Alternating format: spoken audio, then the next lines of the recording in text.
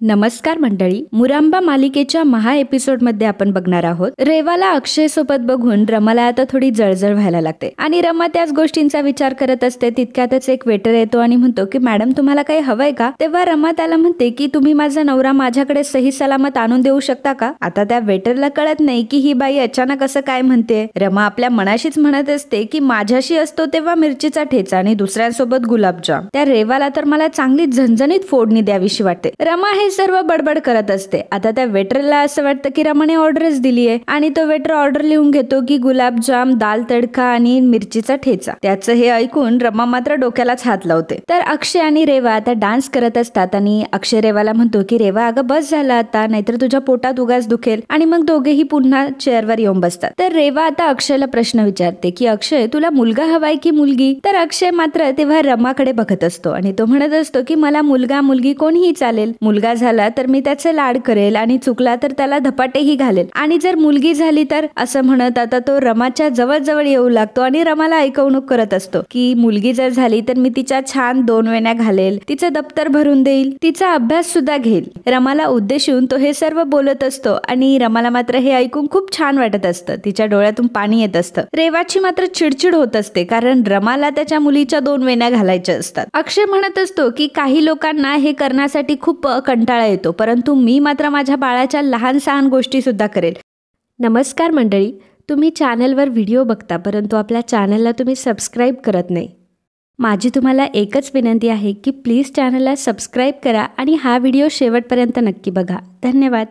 आपलं बाळ हे लहानाचं मोठं होताना आपण जेव्हा बघतो तेव्हा हे वेगळंच सुख असतं. आपल्या हातामध्ये ते त्यांचं छोटंसं बोट देतात आणि खरंच हा अनुभव खूपच गमतीशीर असतो. आणि हे काम सर्व मी आनंदाने करेल, माझ्या बायकोला करण्यासाठी अजिबात सांगणार नाही. हे ऐकून रमाला मात्र खूप आनंद होत असतो. अक्षय म्हणतो की मी मुलाचा विचार तर अजून केला नाही, परंतु जर मला मुलगी झाली ना तर मी तिचं नाव हिरा ठेवेल. हिरा म्हणजे पृथ्वी, माझ्यासाठी ती माझी पृथ्वी असेल. तर रमाला आता खूप अश्रू यायला लागली. ती आता अक्षयकडे वळून बघते आणि पुन्हा मागे बघते. रमाला फार छान वाटलेलं असतं म्हणून ती रडत असते, परंतु अक्षयला वाटतं की रमाला काय झालं असेल आणि ती काय रडत असेल असं म्हणून आता अक्षय रमाच्या जवळ येतो आणि रमाला विचारतो की काय झालंय. तेव्हा रमा अक्षयला म्हणते की हो मला काही नाही झाले, तुम्ही तिकडे जा बरं, नाही तर ती रेवा येईल आणि आपल्याला बघेल. आनंद आणि जान्हवी सुद्धा घाबरलेले असतात. रमा अक्षयला सांगते की अहो मला आनंद झाला म्हणून मी रडले, पण तुम्ही कशाला यायचं इकडे. आणि नेमकं आता रेवा तिथे आलेली असते आणि रेवा अक्षय आणि रमाला म्हणते की रमा इथे तू आणि अक्षयने हे सर्व मिळून केलं ना. रमा आणि अक्षय आता घाबरलेले असतात, परंतु अक्षय मात्र त्याचं नाटक कंटिन्यू करतो. अक्षय आता रेवाला म्हणतो की अगं रेवा मला माहितच होतं की ही कोणीतरी व्यक्ती ओळखीची वाटते आणि तरी पण मगाचपासून ही सारखी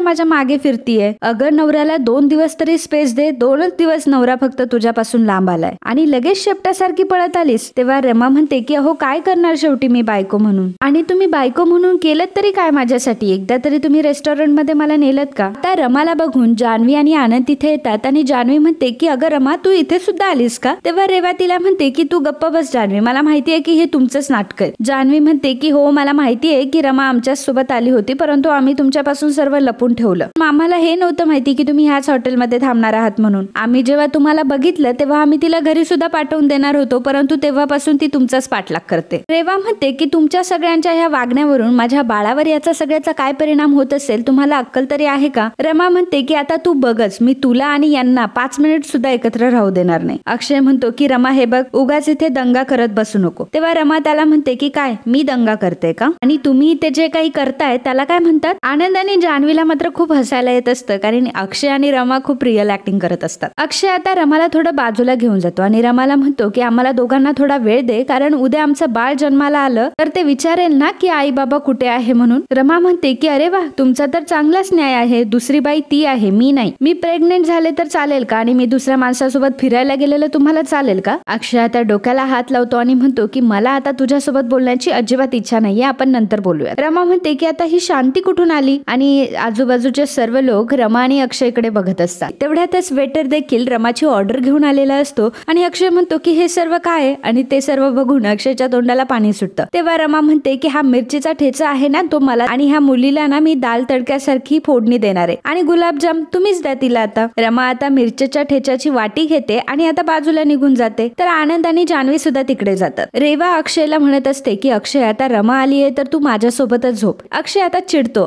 तर रेवा म्हणते की तू माझ्यावर का चिडतोयस. रेवा अक्षयला म्हणते की तू कुठेही झोप माझ्या रूम मध्ये, पण माझ्याच रूम मध्ये झोप. अक्षय म्हणतो की तू जरा शांत बसशील का, आधीच माझ्या बायकोने माझं डोकं खाल्लंय आणि आता तू पण खाणार आहेस का. तर झोपण्याच्या वेळी अक्षय हा सोफ्यावर झोपलेला असतो आणि अक्षयला मात्र रेवाची दिवसभराची आठवण येत असते. तर इकडे रेवाला सुद्धा अक्षयची आठवण येत असते आणि ती विचार करत असते की अक्षय माझ्याशिवाय झोपला असेल का. रमाला सुद्धा इकडे झोप काही येत नसते, त्यामुळे आता अक्षयच्या आठवणीत ती तशीच बाहेर निघून येते. अक्षय सुद्धा विचार करत असतो की रमा झोपली असेल का आणि तो तिच्या रूम मध्ये तिला बघायला जातो, परंतु ती रूम मध्ये नसते. आणि मग अक्षय सुद्धा आता रमाच्या जवळ येऊन बसतो. रमा अक्षयला म्हणते की मला वाटलंच होतं की तुम्हालाही झोप येत नसणार. रमाला खूप थंडी वाटत. तेव्हा अक्षय त्याचं जॅकेट रमाला देऊन तिला जवळ घेतो. अक्षय रमाला म्हणत असतो की ती रेवा पण ना यार किती त्रास देते. तर रमा म्हणते की हो त्रास तर देतेच आणि दुसऱ्याला झोप लागली की नाही हे बघितलं सुद्धा नाही आणि स्वतः मात्र ढाराडूर झोपली असेल. अक्षय रमाला म्हणत असतो की तू तर माझ्यासोबत खूप छान भांडलीस. अक्षयला म्हणते की तुम्ही माझ्यासोबत भांडायला लागलात आणि मग मीही भांडायला लागले. रमा अक्षयला म्हणत असते की अहो पण तुम्ही माझ्याकडे का आलात मग. तेव्हा अक्षय म्हणतो की अगं ती हसत होती आणि तू रडत होती, मग मी काय तिच्याकडे जाणार का. अक्षय तिला विचारतो की पण तू रडत का होतीस. तेव्हा रमा त्याला सांगते की तुम्ही आपल्या बाळाबद्दल बोलत होता ना, मग मला जरा भरून आलं आणि आपलं जर बाळ झालं तर खरंच तुम्ही आपल्या बाळावर किती प्रेम कराल ना. अक्षय म्हणतो की हो मी आपल्या बाळावरही प्रेम करेल आणि बाळाच्या आईवर सुद्धा. रेवा अक्षयला म्हणत असते की अहो आपल्याला दोघांना कोणी जर असं बघितलं तर. अक्षय म्हणतो की आता कोण बघणार आहे, हे झाडे तारे हेच बघताय आपल्याला. रमा म्हणते की आता तुमचा आतला कवी बाहेर यायला लागलाय, परंतु ती चिचुंद्री बाहेर यायला नको, त्यामुळे आपल्याला आतमध्ये जायला हवं. अक्षय आणि रमा आता जवळ येत असतात आणि दोघही एकमेकांचा सेल्फी काढत असतात. तर आता रेवाला आतमध्ये जाग आलेली असते आणि जेव्हा ती अक्षयला बघते तेव्हा अक्षयने खाली पिलो ठेवलेली असते आणि त्यावर ब्लँकेट. त्यामुळे अक्षय कुठे गेला असा तिला मोठा प्रश्न पडलेला असतो आणि आता अक्षयला शोधण्यासाठी ती बाहेर पडते. अक्षय आणि रमा त्यावेळी सेल्फी काढत असतात आणि कॅमेरामधून रेवा येताना अक्षयला दिसतो. अक्षय घाबरतो आणि म्हणतो की रेवा रेवा. तेव्हा रमा म्हणते काय हो तुम्हाला इथे पण रेवाच दिसते का. अक्षय तिला सांगतो की अगं रमा रेवा आली आहे. त्यामुळे रमा सुद्धा घाबरते. त्यामुळे रमा एका भिंतीच्या आड जाऊन लपते आणि अक्षय तिथेच फिरत असल्याचं नाटक करतो. रेवा त्याला विचारते की तू इथे काय करतोयस. तेव्हा अक्षय म्हणतो की अगं मला जाम ऍसिडिटी झाली. अक्षय आता रेवाला विचारतो की रेवा तू कशाला बाहेर आलीयस. रेवा अक्षयला विचारते की अरे पण तू इथे काय करतोयस. तेव्हा अक्षय आता जोराजोराचे ढेकर द्यायला सुरुवात करतो. तेव्हा अक्षयला म्हणते की तू जरा चल बरं आतमध्ये. तेव्हा अक्षय म्हणतो की नाही तू जा आतमध्ये, मी जरा चाललो की मला बरं वाटेल. तेव्हा अक्षयला म्हणते की मी तुला काहीतरी मेडिसिन देते, तू आतमध्ये चल. अक्षय मात्र म्हणतो की नाही नाही नको. रेवा आणि अक्षय बोलत असतात त्याच वेळी रमाला मात्र जोराची शिंक येते आणि रेवा आता अक्षयला विचारते की कोण असेल इथे आणि कोण शिंकलं असेल. रेवा अक्षयला विचारते की तू रमासोबत बोलत होतास का. अक्षय म्हणतो की रेवा तू कशाला तिची आठवण करते, चांगली रूम मध्ये तंगड्या पसरून झोपली असेल ती. रेवा काय ऐकायला तयार नसते. त्यामुळे रमा कुठे दिसते की काय हे शोधण्यासाठी आता रेवा आजूबाजूला बघत असते.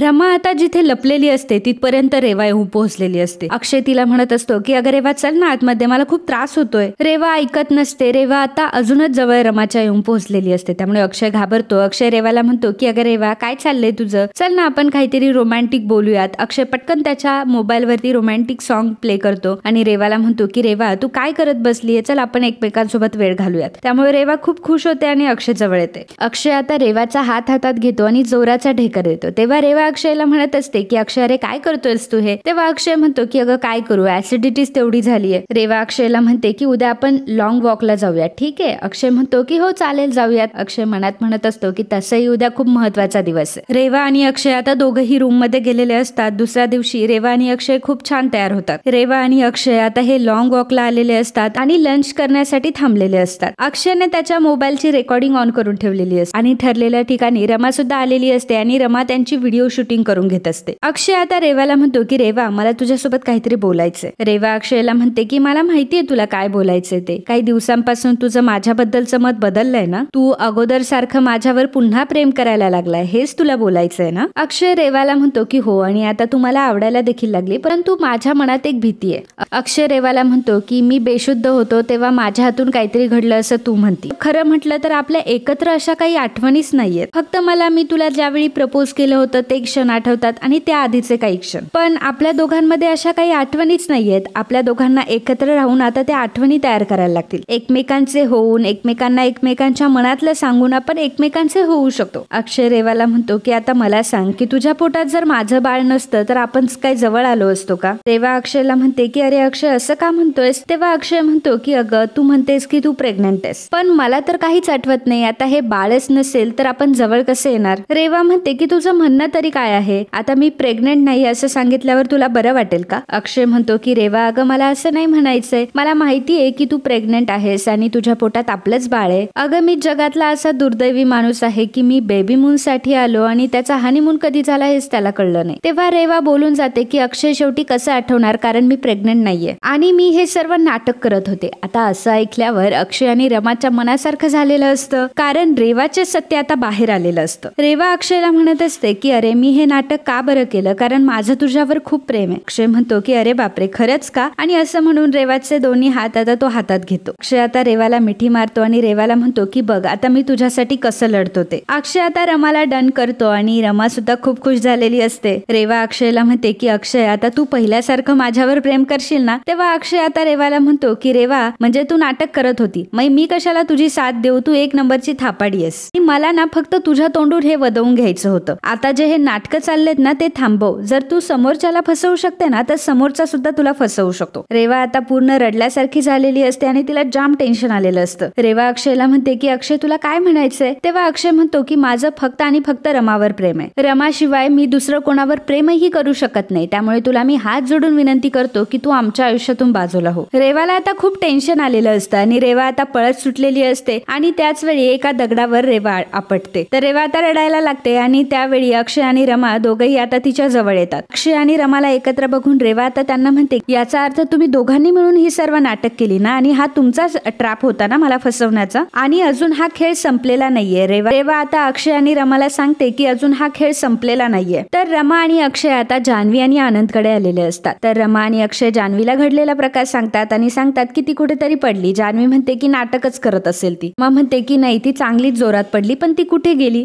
रमा आणि अक्षय आता जान्हवी आणि आनंदला रेवाचं रेकॉर्ड केलेलं सत्य दाखवतात. त्यामुळे त्यांनाही आता खूप आनंद झालेला असतो. अक्षय आता जेव्हा रूम मध्ये जातो तेव्हा रेवा ही रूम मध्ये नसते. तर अक्षय विचार करतो की नक्कीच पळून गेलेली असणार. रमा म्हणते की हो जान्हवी ताई टेन्शन तर या गोष्टीचं येतंय की तिला एवढं लागलेलं असताना सुद्धा आणि तिला समजलं की तिची चूक आम्ही पकडली गेलीये तरी ती घाबरली नाही. ती असं का बोलली असेल? अक्षय म्हणतो की अगं ती रेवा आहे, ती काहीही करू शकते. तेव्हा रमा म्हणते की मी तिला ओळखते, ती एवढ्या लवकर हार नाही मानणार. रमा म्हणते की मला असं वाटतंय की घरी जाऊन ती नक्कीच काहीतरी खोटं सांगणार. आनंद म्हणतो की तिची चोरी पकडली गेली म्हणूनच तिने धोम ठोकली असणार, आणि जरी ती पडली असेल आणि तिला लागलं असेल तर लागू देत, कारण तिने जो आपल्याला त्रास दिलाय ना तो काही कमी नाहीये आणि सतत तिचा विचार करून तुला गिल्ट मध्ये राहायची काहीच गरज नाही. अक्षय जान्हवी म्हणते की आता ती जाणारच आहे, त्यामुळे सगळ्यांनी कशाला टेन्शन घ्यायचं, तिचं सत्य आता बाहेर येईल. अक्षय म्हणतो की मी तर बाबा यातून सुटलो, परंतु रमाला मात्र टेन्शन आलेलं असतं. रमाला माहित असतं की ही नक्कीच काहीतरी नवा प्लॅन खेळणार आहे. रमाला इतका राग आलेला ना सुद्धा ती काही बोलली नाही, शांत राहिली. तिने असं का केलं असेल? ती फक्त एक वाक्य बोलली आणि निघून गेली. तिच्या डोक्यात नक्कीच काहीतरी शिस्त आहे, पण नक्की काय असणार आहे यामुळे आता रमाला टेन्शन आलेलं असतं. तर मित्रांनो आजचा हा भाग इथेच संपतो. पुढील भागात आपल्याला पाहायला मिळणार आहे अक्षय, आनंद आणि जान्हवी आता घरी आलेले असतात आणि घरी येतात आभी लगेचच अक्षयची कॉलर पकडतो आणि म्हणतो की अक्षय तू हे काय केलंस? अक्षय म्हणतो की मी कुठे काय केलं? तेव्हा आभी म्हणतो की आता माणूस म्हणून सुद्धा मला तुझी लाज वाटते, कुठल्या थराला गेलास तू? अक्षय खूप प्रचंड घाबरलेला असतो आणि रमा सुद्धा घाबरलेली असते. पार्वती आजी उठते आणि जोरात अक्षयच्या कानाखाली ठेवून देते आणि ती अक्षयला म्हणते की खरं तर मी रमावर हात उचलला असता, परंतु अक्षय तू माझा नातू आहेस म्हणून तुझ्यावर उचललाय. अक्षय म्हणतो की पण नक्की झालंय तरी काय? तर पार्वती आजी म्हणते की तुझ्यामुळे आणि ह्या रमामुळे त्या रेवाचं आयुष्य बर्बाद झालं. आता हा रेवाचा नक्की कुठला प्लॅन आहे हे आपल्याला उद्याच्या भागात कळणार आहे. त्यामुळे भाग मिस न करण्यासाठी लगेच आताच आपल्या चॅनलला सबस्क्राईब करा आणि हा व्हिडिओ जर तुम्हाला आवडला असेल तर व्हिडिओला लाईक आणि कमेंट करायला अजिबात विसरू नका. धन्यवाद.